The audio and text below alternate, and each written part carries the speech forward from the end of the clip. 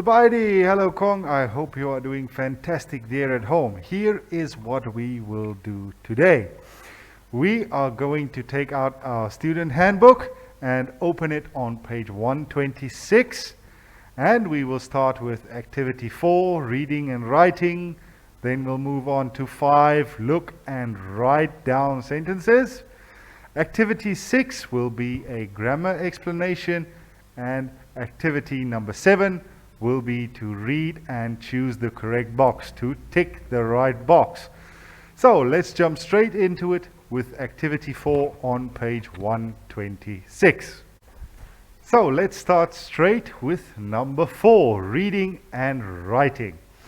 So let's read it together. This is Jennifer's letter to her friend in Sydney. Now Sydney is in Sydney, Australia, right? It has been torn up. Work with your partners and read it together. Put the pieces in the correct order. Now you don't have a partner there, so I want you to do it by yourself using the previous video I sent you in regards to a letter structure. Yes, I explained to you what comes first, second, third, and last in the letter. So let's take a look at the letter itself and read it together. First up, we have number 1. Okay, let's start here with number 1. I've also visited many interesting places. I've been to Luang Prabang, the World Heritage Site, and I saw many beautiful temples there. I've also been to Champasak.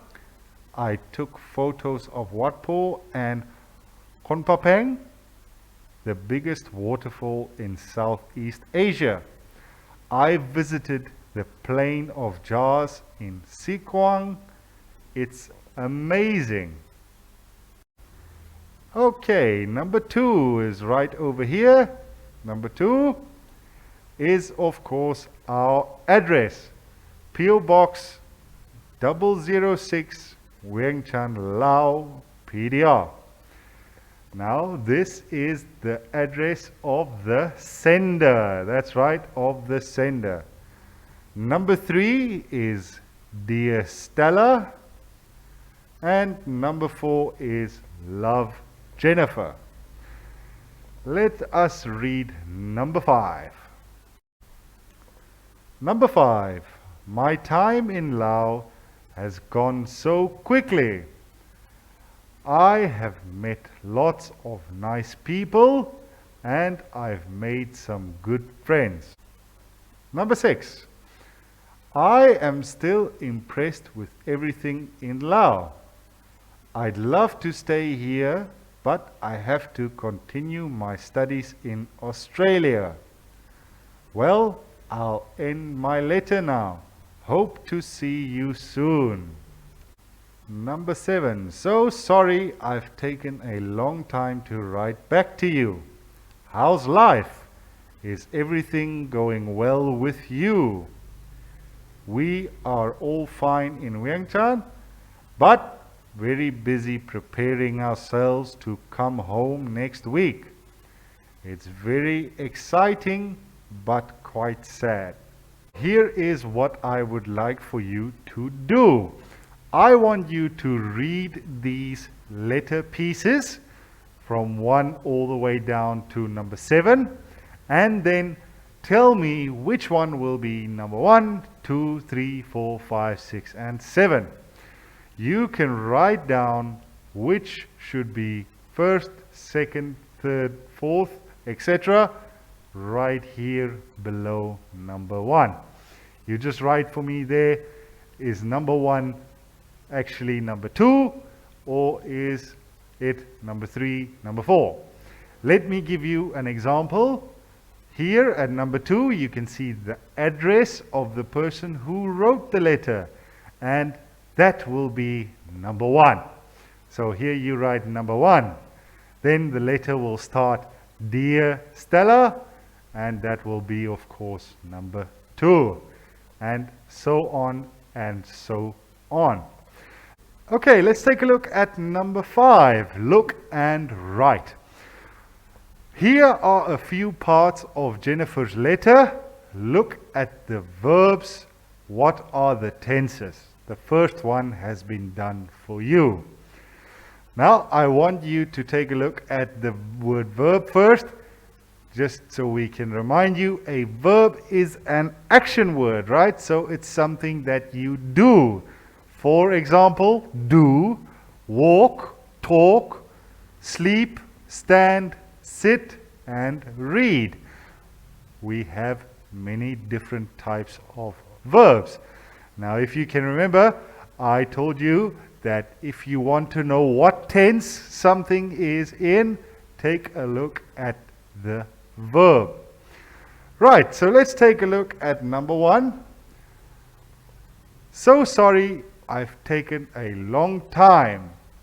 And this is, of course, the present perfect tense. Right, now tenses we've discussed over the course of the entire year. So if you forgot some things, you can just take a look in your book. There are many tense diagrams that you can follow. So let's go on to number 2. I've also visited. I have also visited. The next one, my time in Laos has gone so quickly. Number 4, I have met lots of. Number 5, I've been to Luang Prabang. Number 6, I saw many beautiful temples. Number 7, I've also been to Champasak. Number 8, I took photos. Number 9, well, I'll end my letter now. So let's take a look at one of the other ones.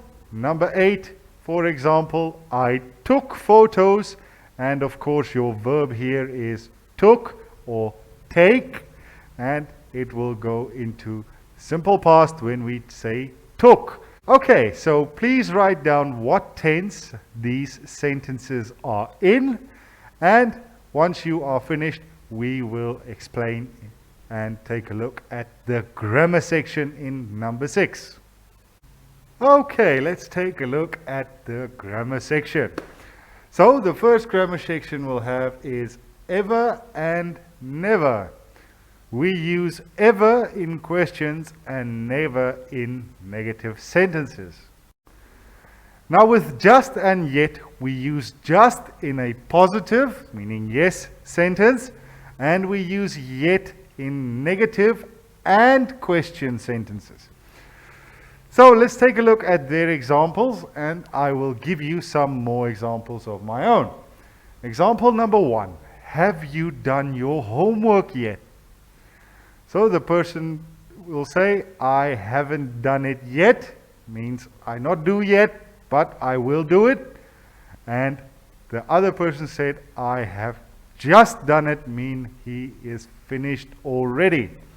So let me take a sip of water.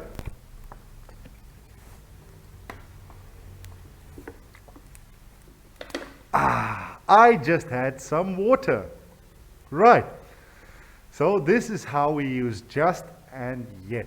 Just is something that just happened and it's finished and they did it. And we use yet for question, have you done it yet? And we also use not yet for no, for negative sentences.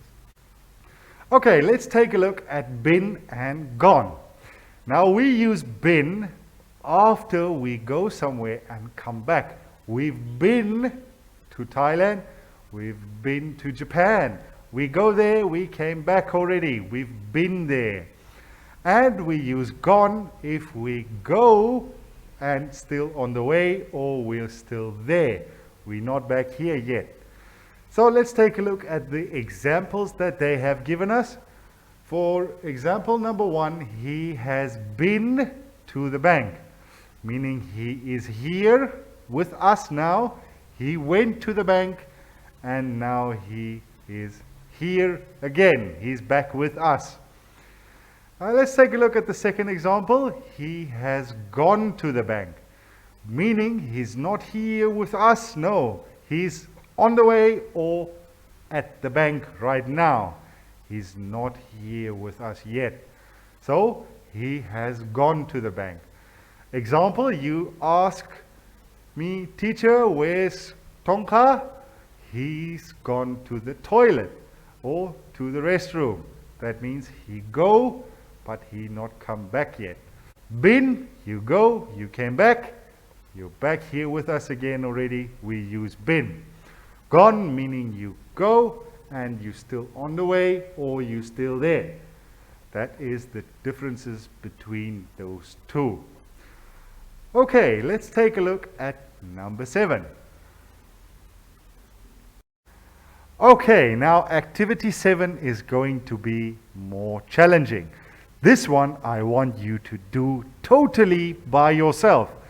I want you to look and tick the correct sentence. I want you to read the sentence by yourself and tick which one is correct and which one is not, using everything that we have learned in the past few weeks about the different tenses, and pick the correct tense. Okay, that is it for today. I hope you learned something and you had a lot of fun. Now, please remember that you have some homework to send the pictures of activity 4, 5, and 7 to Teacher Tom, who will in turn send it to me. Thank you very much, Konga. I hope you have a fantastic time at home. Please stay safe, wear a mask, and I'll see you next time. Goodbye.